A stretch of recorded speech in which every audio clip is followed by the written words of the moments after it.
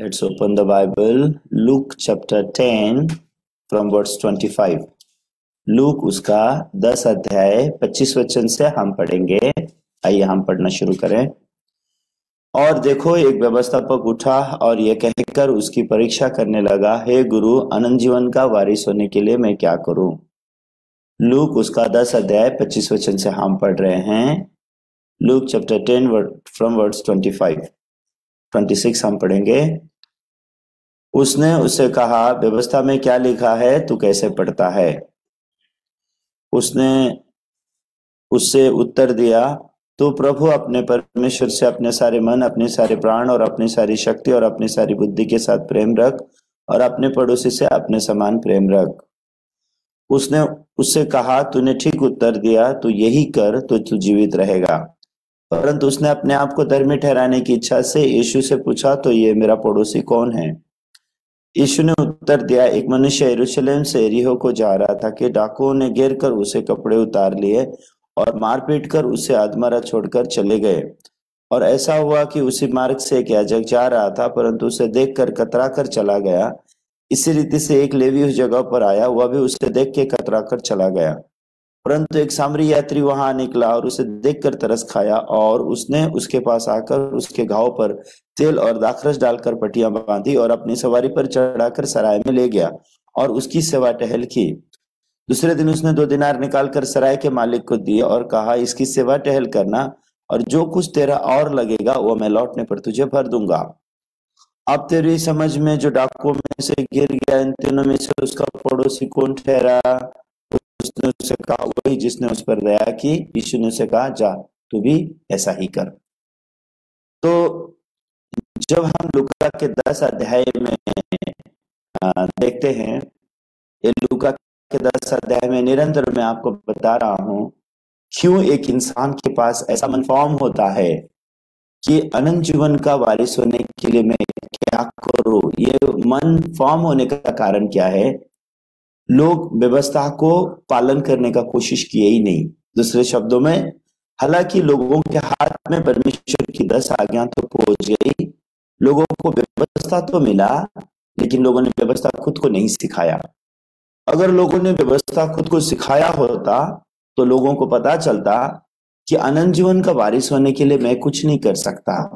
उनको ये समझ में आता। क्यों? क्योंकि व्यवस्था एक पापी इंसान को धर्मी ठहराने के लिए नहीं दी गई।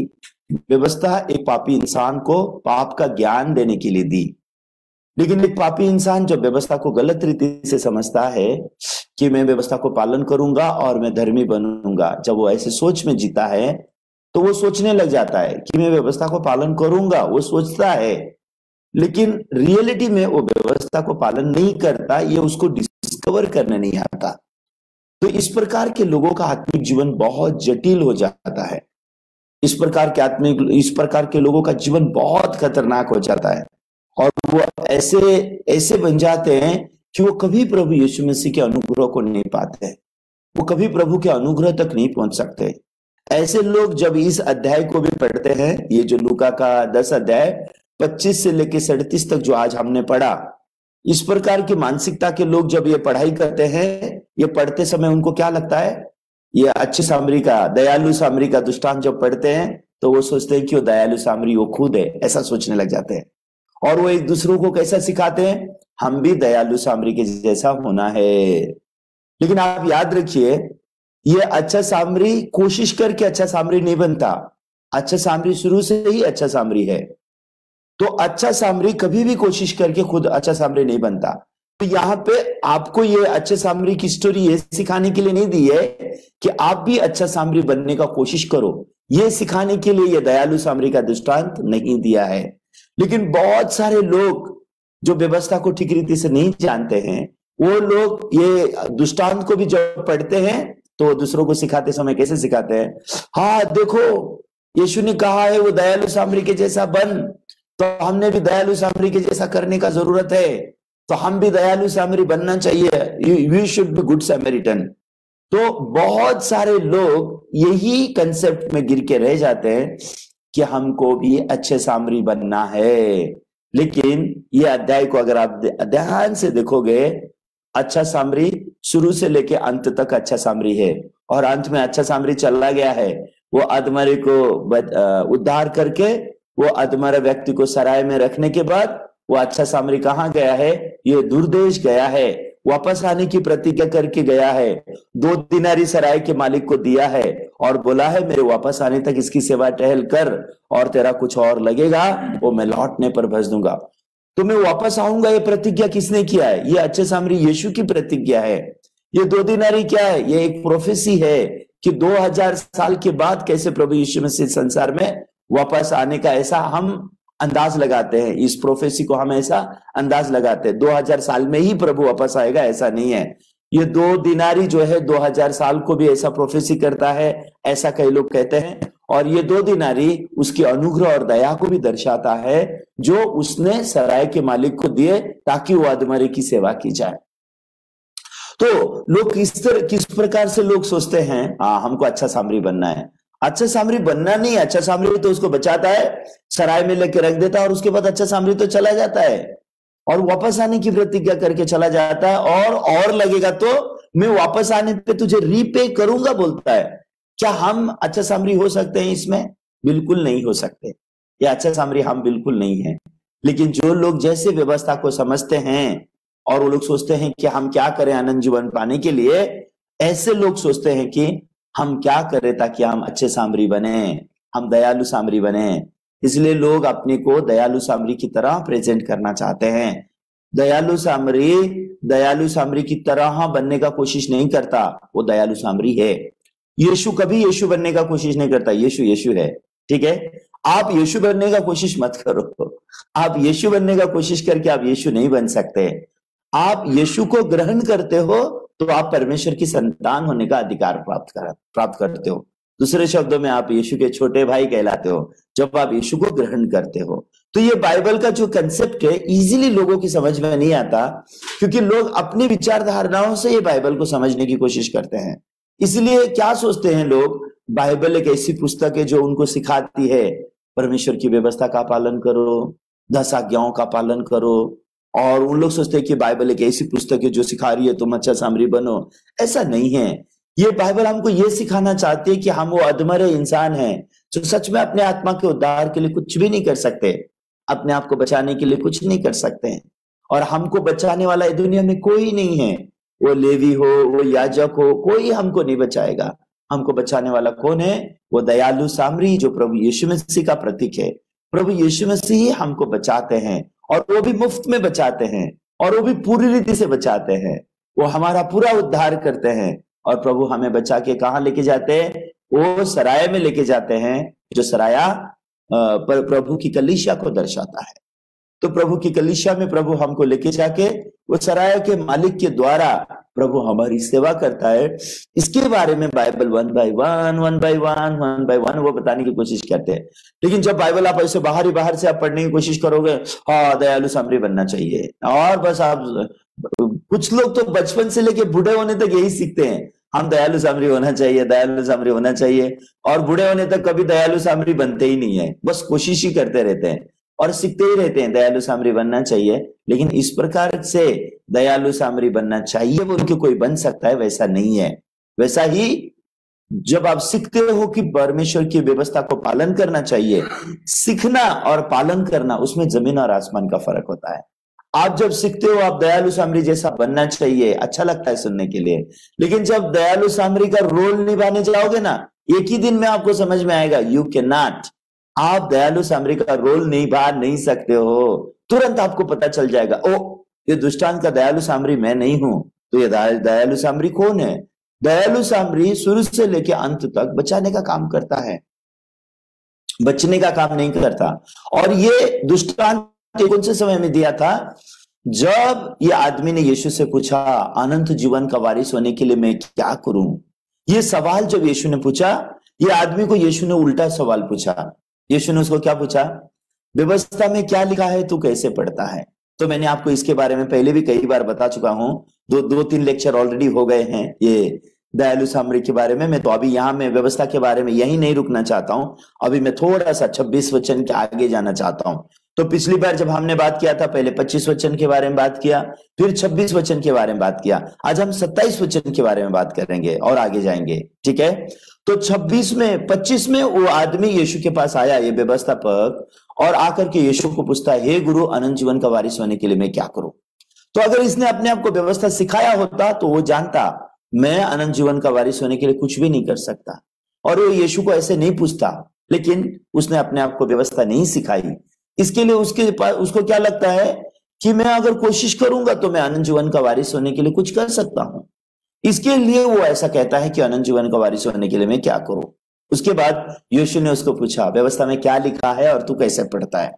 तो अभी 27 वचन वो है जो व्यवस्था में लिखा है, ठीक है। अभी देखिए 27 वचन पढ़ेंगे। उसने उत्तर दिया, तू प्रभु अपने परमेश्वर से अपने सारे मन, अपने सारे प्राण, अपनी सारी शक्ति, अपनी सारी बुद्धि के साथ प्रेम रख, और अपने पड़ोसी से अपने समान प्रेम रख। ओके, ये व्यवस्था में लिखा है, ये ऐसा ही लिखा है, ये सही लिखा है, सबके बाइबल में यही लिखा है। क्या लिखा है? उसने उत्तर दिया जैसे वैसे ही लिखा है, तू प्रभु अपने परमेश्वर से सारे मन, सारी बुद्धि, सारी शक्ति और सारे प्राण के साथ प्रेम रख, और अपने पड़ोसी से अपने समान प्रेम रख। तो ये है जो व्यवस्था में लिखा हुआ है।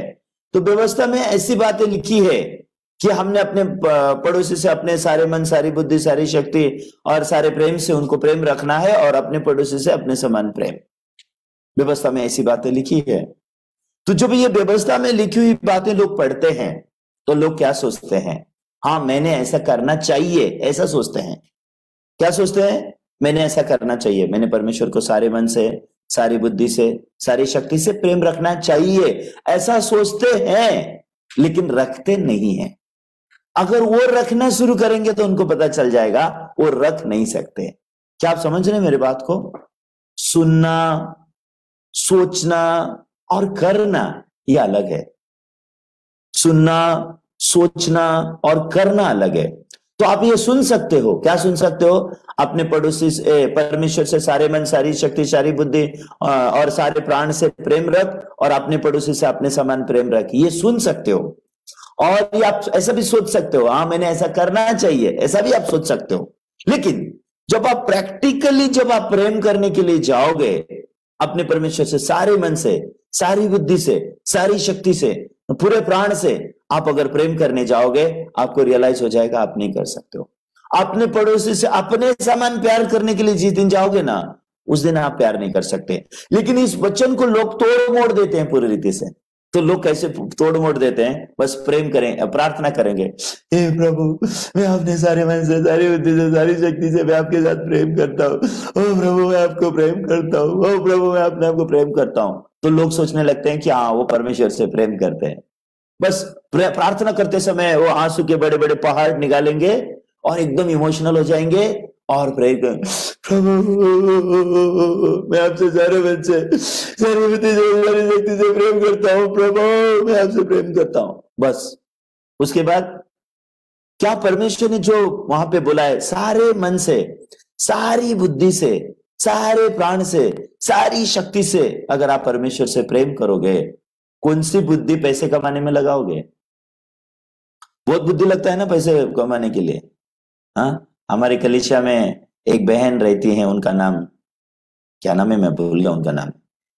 हाँ, मोहन भाई की पत्नी है, उनका समय समय में उनका नाम भूल जाता हूँ, पूर्णिमा बहन। तो वो हॉस्पिटल में काम करती है, नर्स का काम करती है। जिस दिन नर्स का ड्यूटी रहेगा, वाह, जल्दी से उठ के खाना बना के, ड्रेस पहन के, मेकअप करके, रेडी होकर, वाह, समय से पहले पहुंच जाती है। लेकिन जिस दिन ड्यूटी नहीं है, अगर सपोज मॉर्निंग सर्विस में उनको ज्वाइन होना है, 10 बार उनका दरवाजा ठोकना पड़ता है। हेलो चर्च में सर्विस है, उठो, हेलो सर्विस है, उठो, प्लीज उठ। ऐसा नहीं है कि उठ नहीं सकती है। आप थोड़ा सोचो, हर दिन वो ड्यूटी में जाने के लिए उठती है, लेकिन जिस दिन ड्यूटी नहीं जाना रहेगा, सर्विस रहेगा, उस दिन उठाने के लिए जाना पड़ता है। वो उठते नहीं है वो लोग अपने आप से। ये ह्यूमन नेचर है, ये मनुष्य का चरित्र है। इंसान को आप कितना भी बोलो उठो, आप देखो दूसरा काम, अगर आपको कोई बोलेगा चलो मैं आज आपको थोड़ा सा पैसे कमाने का रास्ता दे देता हूं, आप देखिए, ऐसा नहीं है कि वो बहन ही ऐसी है, मैं भी ऐसा हूँ, सभी इंसान ऐसे हैं। मैं ये नहीं बोल रहा हूँ कि वो बहन की मैं बातें कर रहा हूँ, मैं बहुत अच्छा एग्जाम्पल है इसके लिए मैंने एग्जाम्पल दिया, मेरी आंखों के सामने के एग्जाम्पल है, इसके लिए मैंने दिया। मैं भी ऐसा ही था पहले, जब तक मैं प्रभु के मन से जीने के बारे में नहीं जानता था, खुद का इनकार करने के बारे में नहीं जानता था, सोच और वचन में का फर्क मैं नहीं जानता था। हम सबके साथ ऐसा ही है। तो हमको अगर कोई कहेगा कल सुबह तुम लोग को 1 लाख रुपए का प्राइज मिलने वाला है, 1 लाख रुपए का प्राइज मिलने वाला है कल सुबह, लेकिन 5 बजे आना पड़ेगा। मुझे लगता है आप लोग रात भर सोओगे नहीं, बोलोगे 1 लाख पहले लेने दे, बाद में सोएंगे, क्या फर्क पड़ता है। तो अब रात भर जाकर के आप लाइन में खड़े रहोगे। इंसान इतना लोभी है, आप समझ रहे हो, इंसान इतना लोभी है, इंसान इतना स्वार्थी है। लेकिन लोग अपने बारे में कुछ भी नहीं जानते और अपने बारे में सोचना भी नहीं चाहते, बस सिंपली सोच लेते हैं मैं परमेश्वर से सारे मन से प्यार करूंगा, मैं परमेश्वर से सारी बुद्धि से प्यार करूंगा। नहीं, बिल्कुल नहीं। इंसान परमेश्वर को प्यार कर ही नहीं सकता। पहले परमेश्वर इंसान को प्यार करता है। पहले परमेश्वर का प्यार जब इंसान के मन में भर जाता है, उसमें से इंसान परमेश्वर को भी प्यार करने लगता है। वो सेकेंड स्टेज होता है। ओके, दूसरे शब्दों में अगर हम कहें परमेश्वर प्रेम है, परमेश्वर प्रेम है। ओके, वो परमेश्वर प्रेम जब मेरे मन में आता है, वो परमेश्वर जो प्रेम है वो जो मेरे मन में आता है, उस प्रेम से हम परमेश्वर को प्यार करते हैं। तो पतरस ने यीशु मसीह से प्यार किया ऐसा नहीं है, पहले यीशु ने पतरस से प्यार किया। ठीक है, यीशु पतरस के पास गया, यीशु पतरस को ढूंढते हुए गया, गन्नेसरत के झील में यीशु पतरस को मिलके, पतरस को परमेश्वर का वचन देके, ये पतरस को यीशु के पीछे चलने वाला बना के 3.5 साल तक यीशु ने पतरस से प्यार करके, 3.5 साल के बाद भी पतरस यीशु के बारे में लगता मैं नहीं जानता यीशु को, यीशु कौन है, ऐसा करके पतरस कर रहा था। फिर उसके बाद भी प्रभु पुनरुत्थान होने के बाद फिर से जाके पतरस को अपना हृदय दिखा के, अंत में प्रभु ने पतरस से पूछा, पतरस क्या इन सब से बढ़कर तू मुझसे प्यार करता है? यीशु ने पतरस से पूछा, सबसे बढ़कर तू मुझसे प्यार करता है क्या? उस समय में पतरस यीशु से बोल सका, हाँ प्रभु मैं तुझसे प्यार करता हूँ। हाँ, हम इंसानों से बढ़कर यीशु से प्यार, हाँ हो सकता है मेरी कलीसिया में जितने भाई बहन हैं उनसे बढ़कर मैं यीशु से प्यार करता हूं, ऐसा हो सकता है। लेकिन क्या मैं परमेश्वर जैसा मुझसे प्यार करता वैसा प्यार मैं परमेश्वर से कर सकता हूं? ऐसा तो नहीं कर सकता। परमेश्वर जो मुझसे प्यार करता वो क्या है? अपना जीवन बलिदान करने का प्यार करता है। वो अपने आप को क्रूस पर मरने के लिए छोड़ता है, वो प्यार वो मुझसे करता है। मेरे पाप वो उठाता है, मेरी जगह वो क्रूस पे मरता है, वो उसका प्यार है। मैं उसके प्यार को स्वीकार करता हूं, मैं उसके प्यार से परिपूर्ण होता हूं। जब मैं उसके प्यार से जब परिपूर्ण होता हूं, हाँ मैं उसका सुसमाचार प्रचार करता हूं। उसका प्यार मुझे मजबूर करता है उसका सुसमाचार प्रचार करने के लिए, उसकी सेवा करने के लिए उसका प्यार मुझे मजबूर करता है। उसके प्रेम से वशीभूत होकर के मैं प्रभु की सेवा करता हूं। लेकिन ये प्यार जो मैं उसके लिए कर रहा हूं वो भी उसी का दिया हुआ प्यार है, मेरे अंदर प्रेम नहीं है। जो परमेश्वर प्रेम है, जो परमेश्वर मेरे अंदर आया, मेरे अंदर प्रेम आया, इसका मतलब ये नहीं है कि मैं प्रेम हूं, परमेश्वर ही प्रेम है जो मुझ में है, मैं प्रेम करता हूं, ऐसा नहीं है। परमेश्वर जो मुझ में आया है वो लोगों को प्रेम करता है। इस प्रकार से इन बातें हैं, लेकिन लोग इस प्रकार की बातों को समझ नहीं सकते। क्यों? क्योंकि वो क्या सोच लेते हैं, मैं तो परमेश्वर से प्यार करने वाला इंसान हूं, मैं परमेश्वर की सेवा करने वाला इंसान हूं। तो प्रभु यीशु मसीह जब इस संसार में आए तो प्रभु ने कहा कि मैं तुम्हारी सेवा करवाने, तुमसे सेवा करवाने के लिए नहीं, तुम्हारी सेवा करने के लिए आया हूं। तो प्रभु आए बोले मैं तुम्हारी सेवा करने के लिए आया हूं, लेकिन लोग इस भ्रम में जीते हैं, I am serving God, I am serving God. लेकिन परमेश्वर ने उनकी क्या सेवा की है, यीशु ने उनकी क्या सेवा की है, वो लोग उसके बारे में ठीक रीति से कुछ भी नहीं जानते। आइए आज लूका के 10 अध्याय के बारे में और ज्यादा बात करेंगे, नहीं तो आज भी लूका का 10 अध्याय में खत्म नहीं कर पाऊंगा। और आप बोलोगे पास्टर लूका में बहुत सारे अध्याय है, आगे भी हमको सुनना है, कब तक आप लूका के 10 अध्याय में रहोगे? लेकिन एक चीज आपको बोलना चाहता हूँ, अगर आपने लूका के 10 अध्याय को समझ लिया ना, पूरा बाइबल समझने जैसा है। सच में ये एक दृष्टांत के अंदर इतनी चीजें रखी हुई है। ये लूका का 10 अध्याय एक्चुअली मेरा लाइफ है, मेरा पावर है। लूका का 10 अध्याय के द्वारा मैं आपको इतनी बातें बोलना चाहता हूं कि सच में मुझे नहीं लगता है कि 20 लेक्चर 30 लेक्चर भी बात करने के बाद भी 20 घंटा 30 घंटा बात करने के बाद भी ये लूका का 10 अध्याय सही रीति से मन भर के मैं प्रचार कर पाऊंगा और मन भर के मैं आपके साथ बोल पाऊंगा और आपको ये बात मैं कन्वे कर पाऊंगा। मुझे नहीं लगता है कि हम 20 बार बोलना भी काफी होगा। सच में लूका का 10 अध्याय अगर मैं आपको बोलूं तो पूरे बाइबल का समरी, पूरे बाइबल की समरी आप बोल सकते हो। 66 बुक का समरी आप ऐसा बोल सकते हो। किसको? लूका के 10 अध्याय में ये जो 25 से लेके 37 तक जो लिखा है पूरे बाइबल की आप समरी बोल सकते हो। ह्यूमन मनुष्य की गलत फहमियां का पूरा समरी यहां पे आपको मिलेगा। मनुष्य कैसे व्यवस्था को गलत रीति से समझता है वो भी यहां मिलेगा।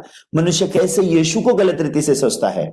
अभी ये बाइबल में अगर आप सोचोगे कि अच्छा सामरी आपको बनना है तो अच्छा सामरी आप तो उद्धार करता है। यहां तो अच्छा सामरी तो उद्धार करने वाला है। अगर आप उद्धार करता बन गए तो फिर यीशु को जगह कहां है आपकी जिंदगी में? फिर यीशु आपके लिए क्या कर पाएगा? आप तो कभी यीशु का सेवा पा ही नहीं पाओगे। आपको तो यीशु ने आपके लिए क्या किया वो तो आपके समझ में ही नहीं आएगा। आप तो पूरी जिंदगी भर अच्छा सामरी बनने की कोशिश करते रहोगे। तो ये दृष्टांत में एक बचाने वाला है, एक बचने वाला है। तो बचाने वाला यीशु है और बचाने वाला यीशु है और बचने वाला हम हैं। ये बात को सटीकता से जानने की जरूरत है। इसके लिए ये दृष्टांत मेरी जिंदगी में बहुत मायना रखता है। इसलिए जब भी मुझे कोई प्रचार करने के लिए भी बुलाता है, जब भी कोई मुझे गेस्ट स्पीकर बुलाता है या जब भी कोई मुझे बाइबल सेमिनार में बुलाता है, मैं लूका का 10 अध्याय प्रचार करना सबसे ज्यादा प्रेफर करता हूँ। मुझे बहुत पसंद है और मैं बहुत धन्यवादित हूँ इस अध्याय के प्रति, क्योंकि ये लूका के 10 अध्याय ने मेरी जिंदगी में बहुत सारी बातें सिखाई है। तो सच्ची में अगर इंसान जानता कि ये जो वचन का अर्थ क्या है, तू परमेश्वर से अपने सारे मन, अपनी सारी बुद्धि, अपने सारे प्राण, अपनी सारी शक्ति के साथ प्रेम रख और अपने पड़ोसी से अपने समान प्रेम रख। तो लोग परमेश्वर के प्रेम के प्रति वो लोग गलत सोचते हैं।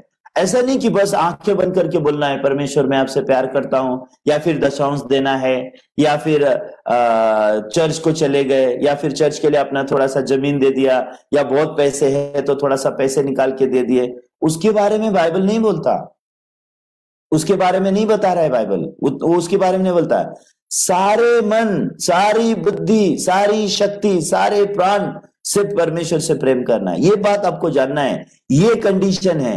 उसमें से आप बोलोगे नहीं सारी बुद्धि नहीं, आधा बुद्धि से परमेश्वर से प्यार करता हूं, आधा बुद्धि पैसे कमाने के लिए लगाता हूं, आधा बुद्धि हॉस्पिटल में लगाता हूं, आधा बुद्धि बाइबल में लगाता हूं। इस प्रकार से नहीं होगा।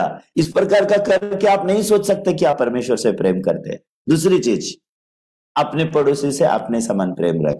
ठीक है, अभी अपने समान प्रेम रख का मतलब क्या होता है?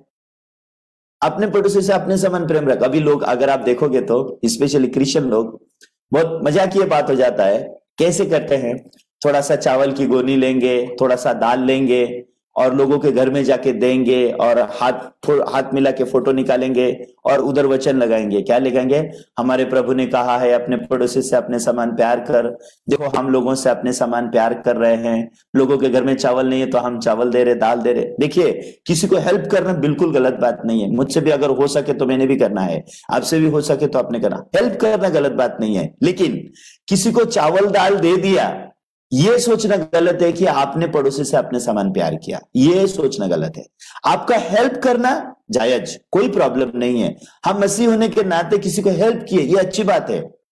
यह हेल्प दुनिया में सभी लोग करते हैं। एक अगर इंसान हो आप, अगर आपके मन में अगर इंसानी मन है तो दूसरे इंसान को मुश्किल में देख के अगर आपके पास है और आपने उनको हेल्प करना, ये कोई गलत बात नहीं है। और ये तो एक नेचर है जो ईश्वर का दिया हुआ इंसान के अंदर नेचर है। अगर इंसान कुटिल नहीं है और इंसान के अंदर बहुत सारी दुष्टता भरी हुई नहीं है तो पैसे को पानी देना, भूखे को रोटी देना ये स्वाभाविक है। लेकिन इसका मतलब ये समझना कि मैंने किसी को 10 किलो चावल दे दिए, मैंने किसी को 2 किलो दाल दे दिया, तो ये समझना कि मैंने ये वचन पूरा किया। कौन सा? अपने पड़ोसी से अपने समान प्यार कर, ये वचन मैंने पूरा किया है। ये बिल्कुल नहीं सोचना चाहिए। तो ऐसे लोग सोचते हैं।